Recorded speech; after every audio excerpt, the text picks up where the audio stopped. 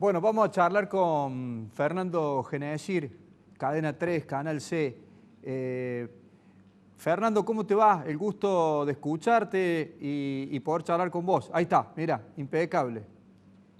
Bueno, Qué hermoso la estudio ahí en tu casa, ¿eh? la tecnología, lo que hace la tecnología y la cuarentena. Muy bien, Javier, un placer. Gracias por esta invitación. Tantas No, veces te he molestado yo que, bueno, en esta ocasión es al revés, pero para mí no es ninguna molestia, es un gusto, la verdad. gracias, che, muy amable. Fernando, te escuché un análisis tuyo en estos días que han pasado que me pareció sumamente interesante y hago esta pequeña introducción.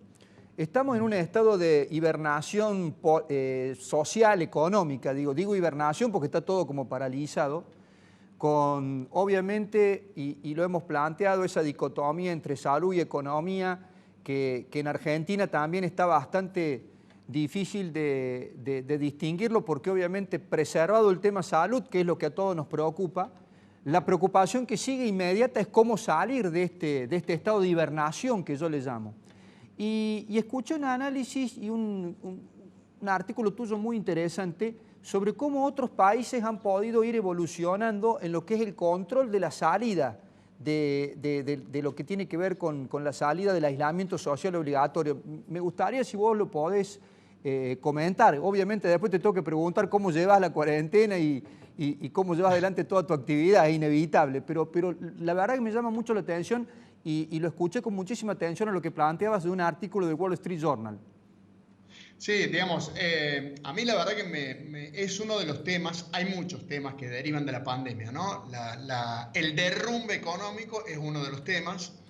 Y el otro tema es, bueno, cómo los gobiernos van eligiendo medidas, acciones para salir de la cuarentena de a poco. Y es acá donde a mí me preocupa esta especie de intercambio de seguridad por derechos, Bien. que es un poco lo que plantean dos periodistas del diario The Wall Street Journal que trabajaron desde Singapur y desde Corea del Sur para mostrar lo que están haciendo esos países y otros. ¿A qué me refiero?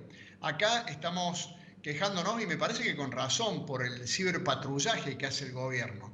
Allá hay muchos otros tipos de patrullaje, desde tomar la fiebre de manera generalizada, no uno por uno, sino a varios pasajeros que se bajan de un tren en la capital de Corea, en Seúl, hasta, bueno, por ejemplo, montar cercas virtuales donde hay cuarentena para hacer un control vía los teléfonos inteligentes, de manera que si alguien, por ejemplo yo en mi casa, salgo de mi casa con mi teléfono, cosa que habitualmente hago, para ir hasta el supermercado, bueno, el Estado, el gobierno tiene montadas esas cercas virtuales, de manera que cuando yo salgo de mi casa, inmediatamente el gobierno se entera que yo estoy saliendo y me lo advierte a través de los teléfonos celulares. O sea, acá estamos planteando, para que se entienda y de hacerlo de manera sintética, un antes y un después, como lo fue en su momento un antes y un después de las Torres Gemelas en Nueva York en el 2001. El antes y el después ahora también nos va a marcar un antes y un después en materia de seguridad y en materia de derechos, que la verdad a mí me preocupa sobremanera. No veo mucha diferencia, Javier, entre esta cuarentena y un estado de sitio. No hay mucha diferencia, casi que un estado de sitio virtual. No estoy diciendo que estoy en contra de la cuarentena, lo que estoy diciendo es que hay que tener mucho cuidado con los derechos, porque veo que con tal de salir de la cuarentena en muchos lugares del mundo empezamos a ceder derechos. Y me parece un tema preocupante, peligroso, esto del control de los estados, control del que muchas veces no se vuelve. Me da la sensación que lo que estás planteando y que efectivamente en muchos lugares está sucediendo es como una especie de gran hermano mundial en donde empezás a tener vigilancia, digamos, automática en absolutamente un montón de movimientos y que obviamente tendrán que ver con las futuras conductas sociales que cada uno pueda llevar adelante, pero en el caso que vos planteas, en forma permanentemente monitoreada por los estados, bajo el argumento de la Absolutamente. salud, ¿verdad? Y, y esto, perdón, esto es transversal. Esto alcanza a estados autoritarios como puede ser China, que va adelante con este tipo de tecnologías, Rusia, que también está implementando sus controles, Israel, que utiliza sus servicios que habitualmente utiliza para hacer inteligencia o para luchar contra el crimen o contra el terrorismo. Bueno, ahora lo está utilizando al servicio de la pandemia o del control de los ciudadanos para ver quién tiene el virus y quién no y cómo evitar la propagación del virus. Por eso digo, esto atraviesa a todo tipo de gobiernos, populistas, no populistas, de derecha, de izquierda, de centro, democráticos, poco democráticos, y la verdad que es algo que me parece que hay que ponerle mucha atención. También en Argentina, Javier, acá todavía no tenemos ese tipo de control vía celulares, donde el celular se te pone rojo o verde y en función del color vos podés pasar o no podés pasar. Pero convengamos que acá también hay hechos preocupantes. El ciberpatrullaje es uno. Que estén llevando a juicio a gente que iba caminando por la calle y que no pudo explicar por qué iba caminando por la calle. Una cosa es que lo lleven detenido, que lo aprendan y lo detengan un par de horas en la comisaría, que le hagan pagar una multa. Otra cosa es llevarlo a juicio. Por eso a mí me parece que, repito, insisto, hay que aislarse, hay que quedarse en casa, hay que mantener la cuarentena. Ahora, me preocupa esta especie de estado de sitio donde el fin justifica los medios. ¿Hay que mantener la cuarentena? Sí. En todo caso, hay que darle a la gente los elementos necesarios para que la gente pueda aguantar la cuarentena. Y acá me parece que ya entramos en otra cuestión que es la economía, ¿no? ¿Qué está haciendo el Estado, qué está haciendo el gobierno en Argentina y en muchos otros lugares del mundo?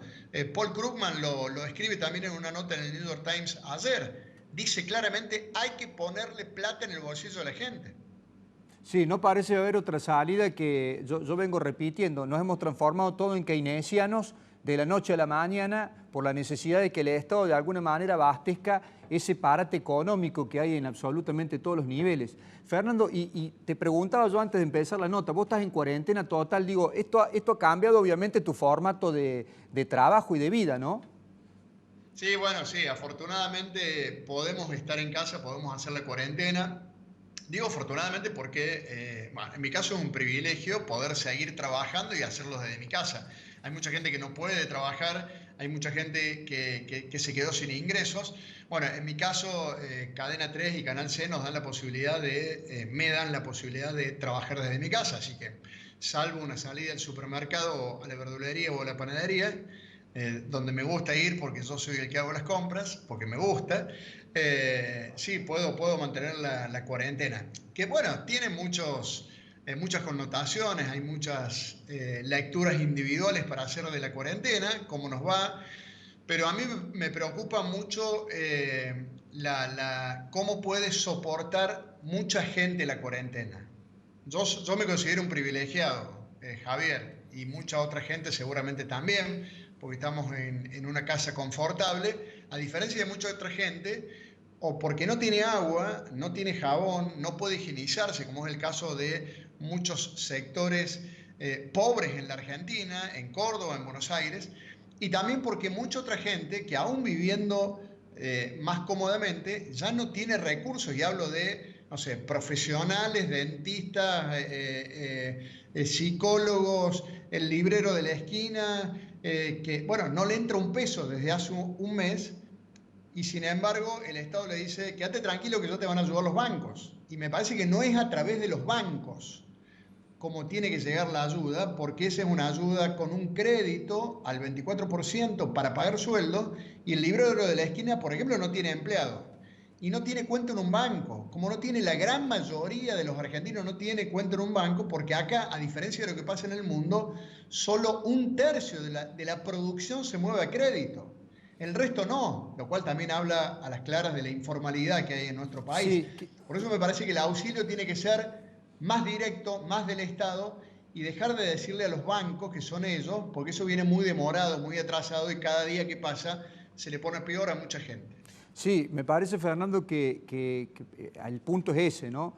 esta crisis ha desnudado muchísimo la informalidad de lo que tiene Argentina. Digo, nosotros convivíamos en Argentina y hacíamos un relato en forma diaria de muchísimas problemáticas que teníamos, económicas, déficit fiscal, la tarjeta de débito, no tengo el PIN, etcétera, etcétera, un montón de situaciones y que se han reflejado con absoluta crudeza lo atrasados que estamos con respecto a otros lugares del planeta en ese sentido. Y me parece que obviamente cuando vos veías a los abuelos yendo a cobrar porque la tarjeta no le había llegado, porque el PIN no estaba, vos veías con toda la crudeza lo que cuesta socialmente la informalidad de un país que durante muchísimos años no le brindó debida atención a eso. Sí, sí, la informalidad por todos lados, desde esa imagen horrible de los abuelos haciendo colas desesperados para cobrar el sueldo, lo cual también demuestra que nadie en el gobierno pensó, un gobierno que tiene entre sus funcionarios varios presidentes o expresidentes del Banco Central, ¿no? No está solamente el actual titular del BCRA, sino que también está Mercedes Marco del Pont, está Alejandro Banoli, bueno, mucha gente que pudiendo darse cuenta que esto iba a ocurrir, bueno, no se dio cuenta. Pero volviendo, hay mucha informalidad, ese es un ejemplo. Otro ejemplo es lo que estamos viendo con el tema de los bancos.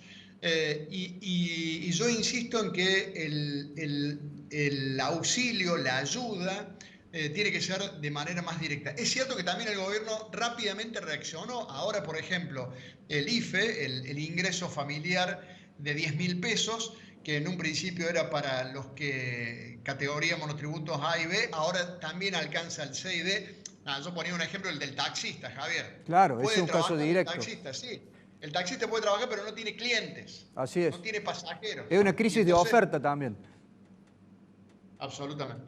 Fernando, queremos agradecerte muchísimo el contacto y la charla. Y bueno, siempre agradecerte la predisposición, así que seguramente estaremos en contacto y será en forma virtual, en forma presencial, pero vamos a seguir estando en contacto. Muchas gracias.